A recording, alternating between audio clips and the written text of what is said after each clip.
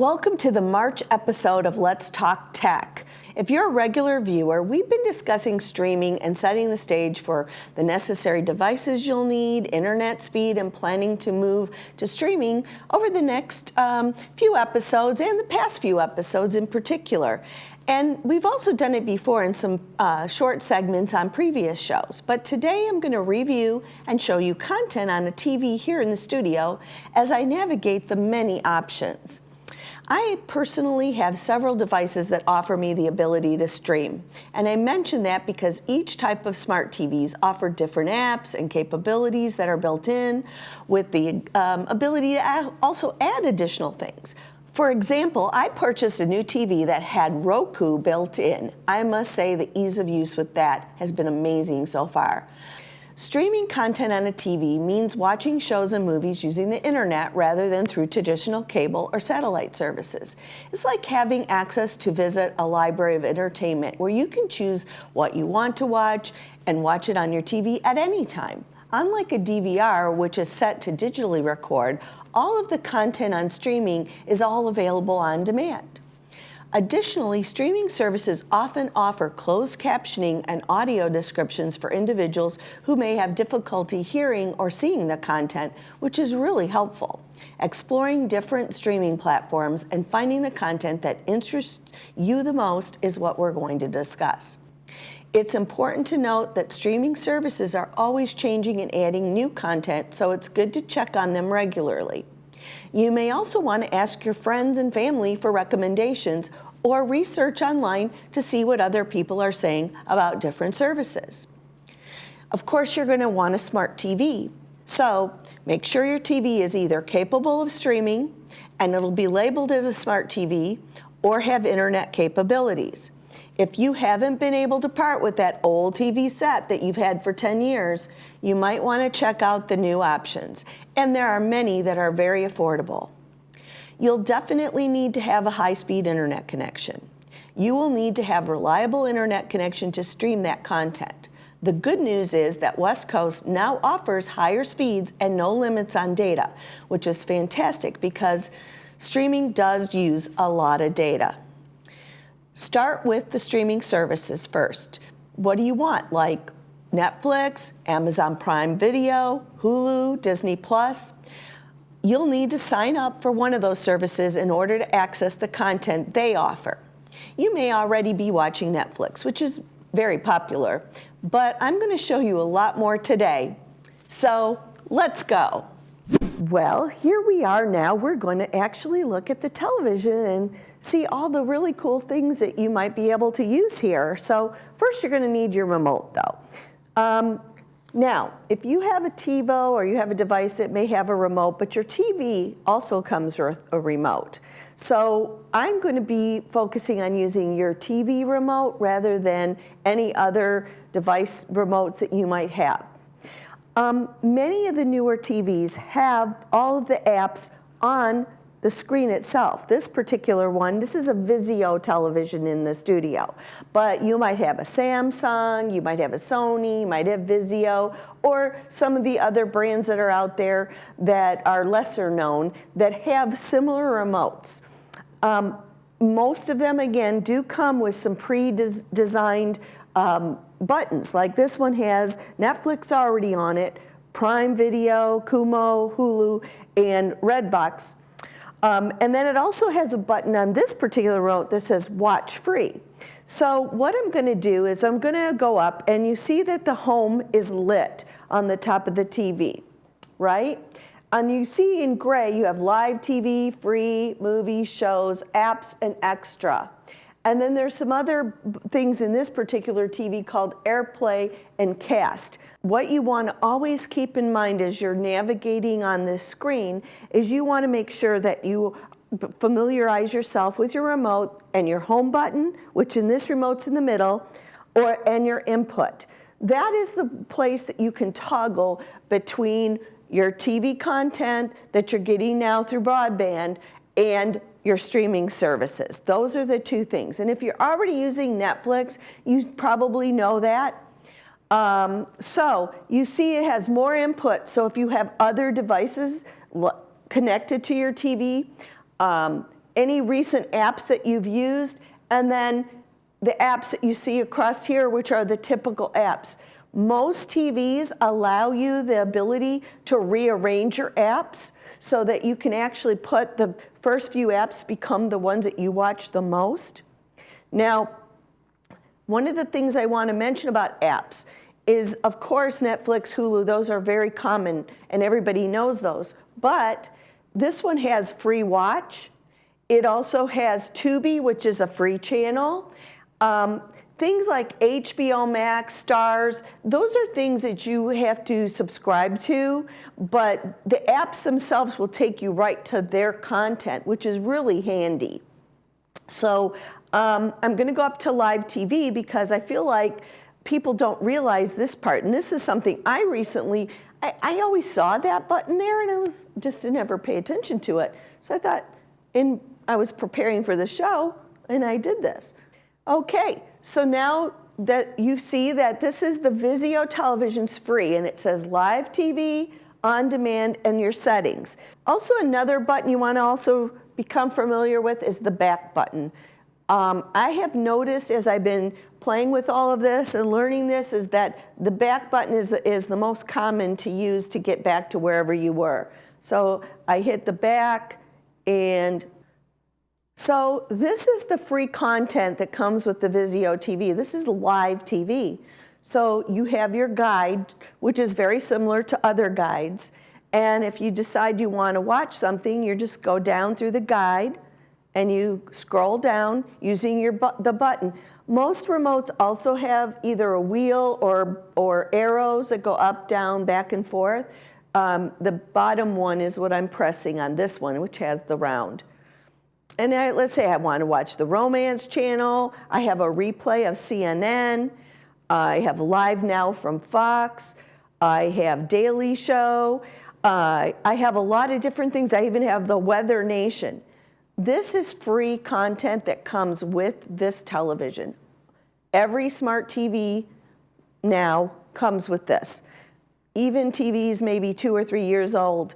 I've had my Samsung probably now about 4 years, and it has free live TV as well. So without paying anything, you don't have to pay anything for this content. This is strictly coming from the app that's built into the TV, connected to your internet signal. Simple as that. So if your budget is that you don't want to have all these other apps that you have to pay subscription fees for, here's content that you can watch. So you saw the free content.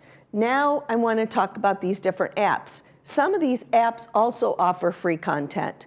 So I will show you a couple of those. So again, there's a couple of ways to get to your live free content. One is to toggle your remote till this is highlighted. Click on that. You also have down here, they have a tile. These are called tiles. So you'll see tiles. And when you're starting to do streaming, tiles are something that you're going to be using quite a bit of. Because everything is tile driven. Rather than in the old days where we hit the buttons with numbers, in streaming, everything is a tile. So I want to just go through. You see that you can watch movies, you can watch horror, reality, crime, TV shows, whatever your flavor is, you've got something here to watch. And again, most of this stuff is free. If you do see something and you hit it and it is a pay-per-view, it'll either say you have to have a subscription or it'll tell you. So you'll know right away. And obviously, if it's costing money and you don't want to spend the money, you just go to the next free one. So, okay. So Prime Video, that's connected to your Prime Video account.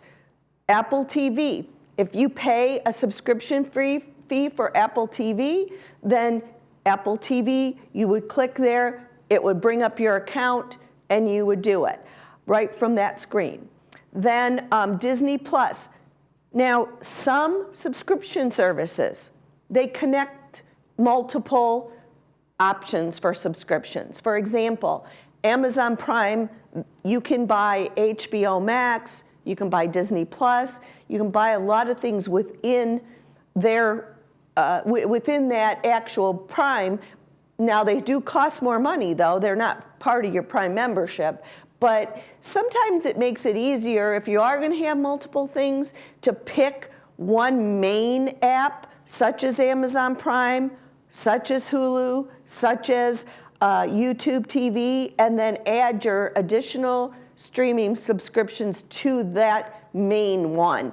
And then you will just go to one tile and then your options will be there. So recently I did all of this. We cut the cord. We decided we were going to go to YouTube TV, which by the way, I'm really enjoying YouTube TV for the price and what it gets. And it was a challenge. I'm not going to tell anybody it's not a challenge to go from what you've been used to something new. But it took my husband, who's not techie, took him about 3 or 4 days to figure out how to navigate, and he was fine. And now he loves it. So don't be afraid of the change. It does take a few days or maybe even a week to navigate, but you can do it. You can do it, and you'll be so much happier. Okay, so back to this. I just want to go over this again. Tubi has free movies. Of course, they're not first-run movies and things like that. HBO Max, that does require a subscription. Right now, it's $15, about $16 a month. It just went up again. If you are paying, though, on your cable, if you're paying extra for some of these premium channels, what you might want to consider is looking at what it costs to actually do it via the app rather than within your cable package. Do whichever is less expensive for you. That makes sense, right? Another one that's not up here is Showtime. Showtime has a 30-day free trial for that app, so that's perfect. Give it a try. You've got your Vizio. We already looked at that. You've got Fubo TV. Fubo, I think, has some free things and some. Crackle, free TV and movies. The CW's here. Peacock. Peacock is off of NBC. They have some good premium content. They're not super expensive, and some other apps also include a Peacock subscription, so not extra for that. Vudu, Pluto TV, again, it's endless. So I just want you to understand that this is all available to you, and a good percentage of it is actually free. So you can watch till your heart's content. And if you like old movies, if you like replays of old TV shows like Friends and Golden Girls and mystery shows, all of that's available for you on most of these TVs built in out of the box. So in my experiment to do this, I decided to go and see what was available. I also found that you could add apps from news channels all over the country. So if you've moved here from somewhere else and you want to watch news from Cincinnati, Ohio, you can upload the app for the Cincinnati, Ohio news, whatever channel you like, ABC or whatever, and you can watch that.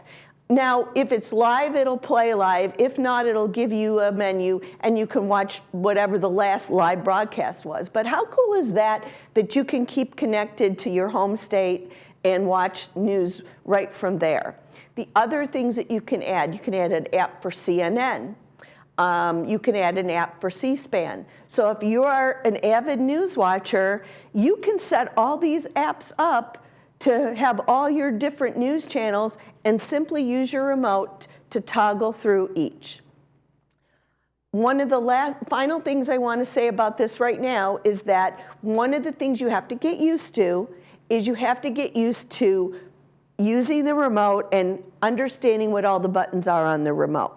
That's going to be your first way that will really help you to understand what these buttons do. And don't be afraid, just click around. Click around, because if you remember when I started this, what's the way back? Home or input? That will always take you back out of the app and back into this home screen, which is your safety zone, okay? So don't be afraid. take a chance, try it out, make the list of what you watch now on your current setup in your home, and then figure it out. One of the things that we've been talking about in the PC Club education is perhaps having classes on this whole thing in more in depth. So stay tuned for that. We're still in the process of developing it.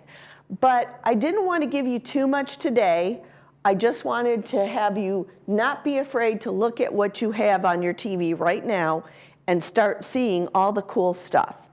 So next month, I'll do a little bit of a deeper dive into like 2 apps and actually show you what the content in those apps look like. And we'll be right back. Although each TV is different and you should look at your manual, the process is similar for all newer model TVs. If you're using an external device like a Roku or Amazon Fire Stick, they will have their own option to add apps, but also similar. Adding an app to a smart TV is typically a fairly straightforward process. Here are the general steps you can follow. Turn on your smart TV and ensure it is connected to the internet. Using your TV remote, navigate to the App Store on your smart TV. This could be called the App Store, Smart Hub, or be 4 squares with little empty squares that says Apps, or something similar depending on your TV brand. Some TVs may already have them preloaded. Browse the App Store or the apps to find the app that you want to add. You can also search sometimes for the app by name or browse by category depending on the model of TV. Once you find the app, select it and then choose Install or Download or click on it to start the installation process. And then follow any additional prompts that appear on the screen, like a login. After installing the app, you should see it appear on your TV's home screen or in the app list. Select the app to open it and start using it. Depending on the app, you may have to sign in again with your name and password, but that should be only one time. It's important to note that the exact steps may vary depending on your TV brand and model and age, but the general process should be similar across most smart TVs. This is my TV in my own living room. And what I wanted to show you here was using my remote control, I brought up my sources. If I go down to the bottom, you'll see that I can search for apps. When I search for apps, it's going to come up and ask me for the title of an app. I'm going to go and ask it to use something I know I don't have. So I will go and use Fubo. I don't think I have Fubo here. You see as I type in the screen that I get some other choices. Okay, I want the Fubo. I still don't have Fubo up here, so let's see if I can get it.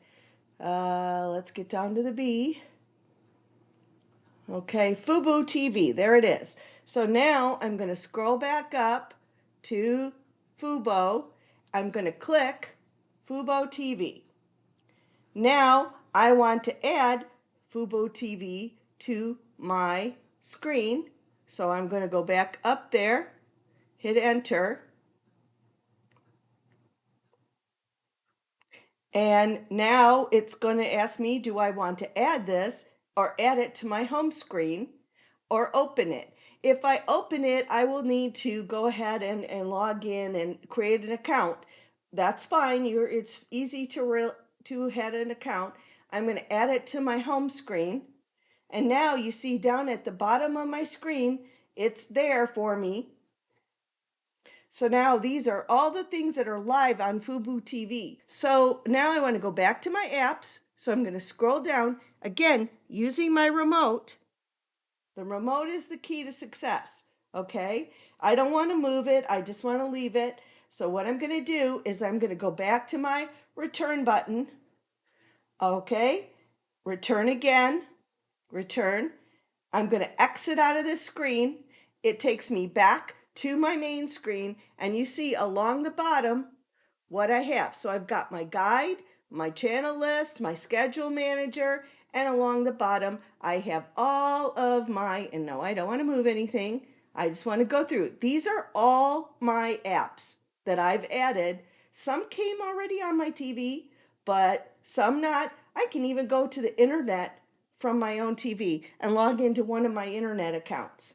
So you see back here, there's Fubo. I added it. So to reiterate, what we're going to do is we're going to go back, and I'm just showing you all the things that I got with Samsung Plus. And these are recommended apps too. So if I don't have some of these apps, it's really easy to just install the app, right? It shows me some recent things I watched if I want to do this. So if I wanted Sling, ESPN, Tubi, all those things, I simply click on the one I want. It's loading Tubi. Because that was already showing up in my menu, it automatically did it. I'm going to go next. Won't cost me a thing. Next. Get started. Now, what I can do is I can continue as a guest so I don't have to log in at all, or I can add it to my list. I can save my progress. So I'm going to just continue as a guest. And there's all the things on Tubi. Back when I want to go back to my home screen, I'm either going to hit my home button, which brings up my apps again, or the exit, which brings me back to my live TV, which is connected to our Village Television broadband. So there you have it. Pretty simple. Just go on your channel using your remote. Remember, got to use your remote. Here's the remote. That's very important to make this all work. All right. Hopefully that was helpful. And in order to make sure that you have access to any amount of internet data you might need, let's discuss what unlimited data actually means. Unlimited data options for the internet typically refer to plans offered by internet service providers, ISPs, that allow users to consume as much data as they want without incurring additional charges or penalties. You all know that over the past 3 years on this show, I've spoken a lot about scams, and sadly, it's getting worse, particularly for older adults. My best advice has always been just to not answer an unknown caller or just hang up. For text, it's the same thing. Never click a link in a text, and for that matter, don't click links in email either. But today I'm going to focus a little bit on the cash apps, like the app called Cash, PayPal, Venmo, and Zelle, which do make sending money easy. These apps have become popular among people of all ages, with many seniors finding them convenient alternatives to cash or checks. According to a 2023 survey by NerdWallet, 80% of Americans now use mobile payment apps, with half of them at least once a week. However, with their convenience, payment apps also bring increased risk of fraud and financial loss, something that seniors really need to be aware of. Authorities have noticed a rise in thefts involving these apps and a significant increase in fraud claims related to them. These claims actually tripled between 2020 and 2022, resulting in millions of dollars of losses. The typical scams involved unauthorized access to unlocked devices, leading to drained bank accounts and unauthorized purchases. Fraudsters may trick you into handing over your smartphone or deceive you into authorizing large transfers. In some cases, criminals have even resorted to physical violence. To help you protect yourself, authorities are recommending taking these precautions when using payment apps. This includes strengthening your login security, setting lower limits on daily transfers, adding delays for large transactions, and being cautious of any unusual activity on your account. By being vigilant and aware, you can reduce the risk of falling victim to these scams. And while consumers might eventually get protection through new security measures, there are steps you can take right now to minimize the risk of fraud or theft in mobile payment apps. Use biometric authentication. Beyond entering a passcode to unlock your phone, it's best to set up a biometric authentication step that requires the phone to confirm your identity by scanning your face or fingerprint. On an iPhone, you can enable Touch ID or Face ID, and while on Android devices, you can enable fingerprint scanning. This way, even if a thief or fraudster gets their hands on your phone, they can't unlock it and get to your payment app. You can enable additional protection for stolen devices. And if you have an iPhone with iOS 17.3 or later, you can also help prevent thieves from accessing your payment apps by enable stolen device protection. This adds a security delay that's designed to prevent a thief from performing critical operations so that you can mark your device as lost, make sure your Apple account is secure, and to use that, you'll need to first activate Face ID or Touch ID. And always pay closer attention to the app itself. Choose the strictest privacy and security settings within a payment app. Carefully review your account regularly for suspicious activity and add notification alerts for any new transaction. Make sure you're using the latest version of an app, as developers continually add new security upgrades. They have to. And if there's a payment app account that you've set up but you're not going to use again, delete it. Know exactly who you're sending your money to. Your device doesn't need to be stolen for fraud to occur. Be careful about transferring funds to any person or organization you haven't verified. Do your research on the other party, because when an unknown vendor, new friend, or supposed charity asks you to send money, they might just be running a big scam.